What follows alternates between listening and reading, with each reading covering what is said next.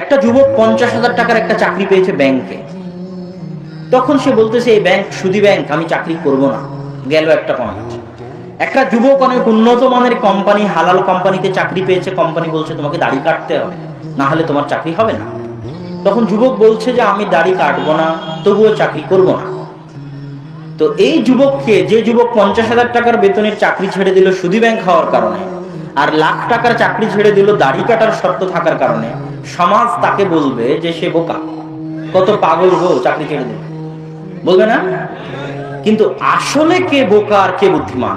আল্লাহ সুবহানাহু ওয়া তাআলা কোরআন মাজিদে বলছেন, ইন্নামা ইয়াখশাল্লাহ মিন ইবাদিহিল উলামা। আল্লাহ সুবহানাহু ওয়া তাআলাকে ভয় করে, তাকওয়া পরহেজগারিতা অবলম্বন করে, যার মাথায় কিছু ঘেলু আছে, যার বুদ্ধি আছে, যার বিবেক আছে, যে চালাক, যে জ্ঞানী, যে পণ্ডিত, সেই আল্লাহ সুবহানাহু ওয়া তাআলাকে ভয় করে। আর যারা বোকা, গর্দভ, অচল, অথর্ব, বুদ্ধি নাই, পাগল, অজ্ঞ, মূর্খ, তারা আল্লাহকে ভয় করে না। এটা আল্লাহ বলছেন। রাসূল সাল্লাল্লাহু আলাইহি ওয়াসাল্লামের একটা হাদিস পাওয়া যায়। হাদিসটা সূত্রগতভাবে জয়ীফ হতে পারে, কিন্তু কথা সঠিক। এই জন্য আমরা আল্লাহ রাসূলের নামে না বললেও স্বাভাবিক কথা হিসেবে বলতে পারি যে আল কাইয়িসু মান দানা নাফসাহ।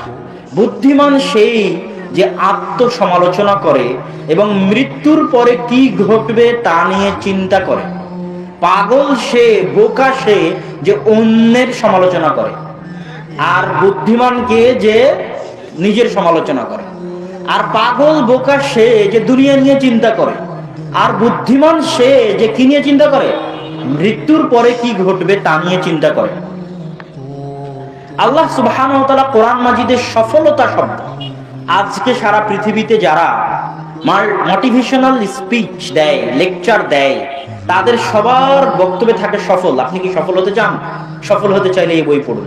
আপনি কি সাকসেসফুল হতে চান? এটা করুন, এই বক্তব্য শুনুন। তো এই সাকসেসফুল, সফল, এই শব্দটা আল্লাহ নিজেও ব্যবহার করেছে কোরআন মাজিদে। আল্লাহ সুবহানাহু জায়গায়, তার মধ্যে একটা জায়গায় আল্লাহ সুবহানাহু ওয়া তাআলা বলছে কুল্লু নাফসিন যায়িকাতুল মাউত, প্রসিদ্ধ আয়াত, যে প্রত্যেক আত্মাকে মৃত্যুর স্বাদ আস্বাদন করতে হবে।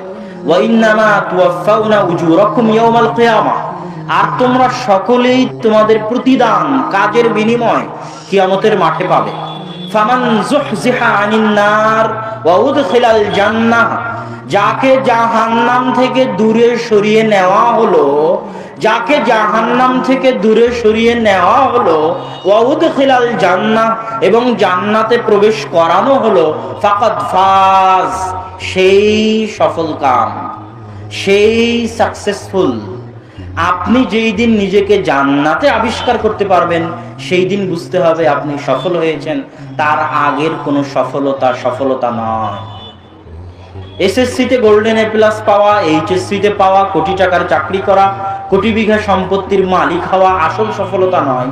যেই দিন নিজেকে জান্নাতে আবিষ্কার করবেন, যুহজিহা আনিন নার, জাহান্নাম থেকে আপনাকে দূরে সরিয়ে নেওয়া হবে, ওয়া উদখিলাল জান্নাহ, আপনাকে জান্নাতে প্রবেশ করানো হবে, সেই দিন আপনি প্রকৃত সফল।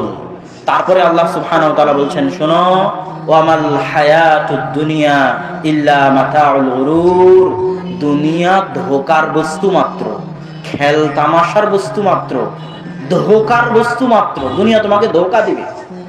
দীর্ঘ এক সফরে তোমাকে পাঠানো হয়েছে। তোমার সফর শুরু হয়েছে রূহের জগৎ থেকেই। রূহের জগৎ থেকে শুরু হওয়া এই সফরের মাঝের সামান্যতম সময় এই দুনিয়া। এই সফর শেষ হবে হয় জান্নাতে গিয়ে, না হয় জাহান্নামে গিয়ে। জান্নাতে এবং জাহান্নামে গিয়ে সফর শেষ হওয়ার পূর্ব পর্যন্ত মানুষের মনোযোগ দূরে সরিয়ে নেওয়ার, মানুষের টার্গেট বা লক্ষ্যকে বিচ্ছিন্ন করার একটা ধোকার বস্তু হচ্ছে দুনিয়া। আবার বুঝেন, রূহের জগৎ থেকে আপনার সফর শুরু হয়েছে, সফর শেষ হবে হয় জান্নাতে, না হয় জাহান্নামে। কোথায় বলেন তো? জান্নাতে, না হয় জাহান্নামে। এই যে মাঝখানের স্টেশন, এই স্টেশনগুলোতে ধোকার বস্তু আপনার লক্ষ্য, টার্গেট থেকে আপনাকে ভুলিয়ে দিবে যে আপনার সফর শুরু হয়েছে, আপনার টার্গেট হয় জান্নাতে যাবেন, না হয় জাহান্নামে যাবেন। এটা আপনার টার্গেট, ওই দিকে আপনি দৌড়াবেন। মাঝখানের এই স্টেশনগুলোতে আপনার টার্গেটকে ভুলিয়ে দেওয়ার জন্য ধোকার বস্তু কি? দুনিয়া। ধোকার বস্তু কি? দুনিয়া। সম্মানিত উপস্থিতি, তো বুদ্ধিমান এবং বোকার যে সঙ্গে আমরা নির্ধারণ করলাম, সেটা আরেকটু খুলে বলি, একটু যুক্তি তর্কের আলোকে খুলে বলি। যুক্তি তর্ক, কেননা একদল মানুষ আছে যারা পরকালকে অস্বীকার করে, আছে না নাই? আছে। আবার কিছু ধর্ম আছে যারা পুনর্জন্মে বিশ্বাস করে। এই জন্মে যদি খারাপ কাজ করি, পরের জন্মে কুকুর শুকুর হয়ে জন্ম নিব, আর এই জন্মে যদি ভালো কাজ করি, পরের জন্মে ভালো ঘরে জন্ম নিব। এটা একদল মানুষের বিশ্বাস। আর একদল মানুষের বিশ্বাস, মারা যাব, হাড্ডি গলে সরে শেষ হয়ে যাবে, কে আবার আমাদেরকে উত্থান ঘটাবে? এটার কথা আল্লাহ সূরা নাবায় বলেছেন, আম্মা ইয়াতাসাআলুন আনিন নাবাইল আযীম। তারা পরস্পর ঠাট্টা বিদ্রুপ করে পরকাল নিয়ে। আরে দেখো, মরার পরে নাকি হাড্ডি নষ্ট হয়ে যাওয়ার পর, ক্ষয় হয়ে যাওয়ার পর নাকি আবার জীবিত হবে, এই বলে পরস্পর কি করে? হাসি ঠাট্টা করে। আম্মা ইয়াতাসাআলুন আনিন নাবাইল আযীম। তারা পরস্পরে কি নিয়ে হাসি ঠাট্টা করে জানো? মহাসত্য সংবাদ নিয়ে তারা হাসি ঠাট্টা করে। জেনে রাখো, দুনিয়ার মানুষকে আল্লাহ সুবহানাহু ওয়া তাআলা বলছেন, পৃথিবীতে কোনো জিনিস একবার সৃষ্টি করা কঠিন। এই রিজিক বই আমি যখন প্রথম লিখেছি তখন কঠিন। এখন আবার যদি আমাকে দ্বিতীয়বার লিখতে বলা হয়, তাহলে সহজ হবে না কঠিন হবে? সহজ হবে। যে প্রথম মোবাইল বানিয়েছে তার জন্য কঠিন, এখন দ্বিতীয়বার বানানো কঠিন না সহজ? সহজ। আল্লাহ সুবহানাহু ওয়া তাআলা কোরআনে এই যুক্তি দিয়েছেন যে শোনো দুনিয়ার মানুষ, এখন তো আপনারা নিজেকে দুনিয়াতে আবিষ্কার করতেছেন না? মায়ের পেট দিয়ে হোক, যেভাবেই হোক, যে সিস্টেমই হোক, দুনিয়াতে এসেছেন, বড় হয়েছেন, বাপ মা মানুষ করেছে, এখন যুবক হয়ে গেছেন, দুনিয়াতে তো নিজেকে আবিষ্কার করছেন যে আপনি দুনিয়াতে আছেন। তাহলে এই দুনিয়াতে যেই সত্তা আপনাকে একবার আনতে পেরেছে, তিনি পুনরায় আপনাকে পরকালে উত্থান ঘটাতে পারবেন না, এটা কি কোনো যুক্তির কথা হলো? বরং দুনিয়াতে আনা যদি একবার তার জন্য হয়ে থাকে, পরকালে আপনাকে দ্বিতীয়বার আনা তার জন্য অনেক সহজ, অনেক সহজ। এই যুক্তি আল্লাহ সুবহানাহু ওয়া তাআলা দিয়েছেন। যুক্তির কথায় আসে, আপনি পরকালে বিশ্বাস না করে কি করতে চান? হারাম উপায়ে ইনকাম করে কোটি টাকার মালিক হতে চান? পরকালে বিশ্বাস না করে আপনি অনেক শত নারীর সাথে সম্পর্ক রক্ষা করে জেনায় লিপ্ত হয়ে সেটার স্বাদ মজা নিতে চান? আপনি পরকালে বিশ্বাস না করে সুদের মধ্যে লিপ্ত থাকতে চান, গান বাজনার মধ্যে লিপ্ত থাকতে চান, স্বাধীন মতো চলতে চান? তো পরকালের উপর বিশ্বাস করে ওই সমস্ত সুখ ভোগ করা সম্ভব যেই সমস্ত সুখ পরকালের প্রতি বিশ্বাস না করে করা সম্ভব। যেমন পরকালের প্রতি বিশ্বাস না করে আপনি হারাম উপায়ে কোটি টাকা ইনকাম করবেন, আমি পরকালের প্রতি বিশ্বাস করে কষ্ট হবে, কিন্তু আমি কি কোটি টাকার মালিক হতে পারবো না? হালাল উপায়ে পারবো না? কষ্ট হবে, কিন্তু অবশ্যই পারবো, অবশ্যই সম্ভব। পৃথিবীতে অসম্ভব বলে কিছু নাই। হ্যাঁ, যদি না পারি এতটুকু পার্থক্য হতে পারে, আপনার বাড়িতে এসি আছে, আমার বাড়িতে এসি নাই, তার মানে কি আমার বাড়ি নাই? এরকম হবে? এরকম হবে। আপনার বাড়িতে হয়তো পোলাও কোরমা আছে, আমার বাড়িতে পান্তা ভাত আছে, তার মানে আমার বাড়িতে পান্তা ভাতও না, এরকম তো হবে না, থাকবে কিছু। আপনি হারাম উপায়ে শত মেয়ের সাথে সম্পর্ক করবেন, আমি হালাল উপায়ে 4টে মেয়েকে বিবাহ করতে পারবো। কথা বুঝতে পারেননি মানে?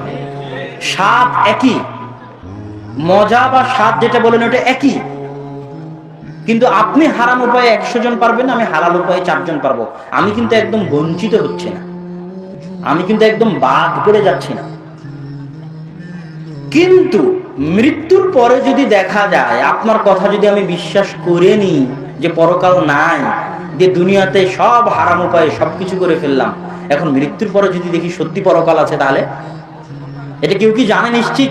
মানে যে অস্বীকার করতেছে সে কি নিশ্চিত জানে যে পরকাল নাই? ওর কাছে কি কোনো জ্ঞান আছে যে পরকাল নাই? এই বিষয়ে কোনো জ্ঞান নাই, কোনো নিশ্চিত জ্ঞান নাই তার কাছে যে বিষয় যে পরকাল নাই। এখন মৃত্যুর পর যদি বাই চান্স দেখা যায় পরকাল আছে, কিয়ামত বিচার সালিশ শুরু হয়ে গেছে, জান্নাত জাহান্নাম শুরু হয়ে গেছে, তাহলে বিপদে কে পড়বে? বিপদে যে হারাম পন্থায় ছিল সেই পড়বে। কিন্তু আমি একটু যদি ধৈর্য ধারণ করি, একটু কষ্ট করি, আমি হালাল পন্থায় ওই সব জিনিসগুলো পাবো, কিন্তু আবার পরকাল যদি থাকে তো আমি আবার ডবল সফল। কথা বুঝতে পারেননি? দুনিয়াতেও সফল, পরকালেও সফল। এই জন্য আল্লাহ কোরআনে দোয়া শিখিয়ে দিয়েছে, রব্বানা আতিনা ফিদ দুনিয়া হাসানা ওয়া ফিল আখিরাতি হাসানা। মুমিন তো পাগল নয়, মুমিন তো বুদ্ধিমান। ও দুনিয়াতেও সফল হতে চায়, পরকালেও সফল হতে চায়। দুনিয়াতেও কল্যাণ চায়, পরকালেও কল্যাণ চায়। বোকা সে যে শুধু দুনিয়ার 60 বছরের জীবনে সফল হতে চায় আর দীর্ঘস্থায়ী জীবনে সফল হতে চায় না, সে হচ্ছে বোকা। সম্মানিত উপস্থিতি, আমরা কে বোকা এবং কে বুদ্ধিমান এই আলোচনা করছিলাম। এই আলোচনার আরেকটা অংশ, কিয়ামতের মাঠে আপনি দেখবেন, ইয়াউমা ইয়াফিরুল মারউ মিন আখিহি, ওয়া উম্মিহি ওয়া আবিহি ওয়া সাহিবাতিহি ওয়া বানিহি। কিয়ামতের মাঠে দেখবেন মাথার ঘাম পায়ে ফেলে যেই সন্তানকে মানুষ করেছেন, বিদেশে প্রবাস জীবন যাপন করে কোটি টাকা যেই স্ত্রীকে দিয়েছেন, সেই স্ত্রী সেই সন্তান আপনাকে রেখে পালিয়ে যাবে একটা নেকি বা একটা গুনাহের ভয়ে। তাহলে আসল সফলতা ওই দিন যেদিন আপনি কিয়ামতের মাঠে সফল হবেন। আর এটাই আসল বুদ্ধিমানের পরিচয়। এটাই আল্লাহ সুবহানাহু ওয়া তাআলা তাদেরকে সবচেয়ে জ্ঞানী বলেছেন কোরআনে।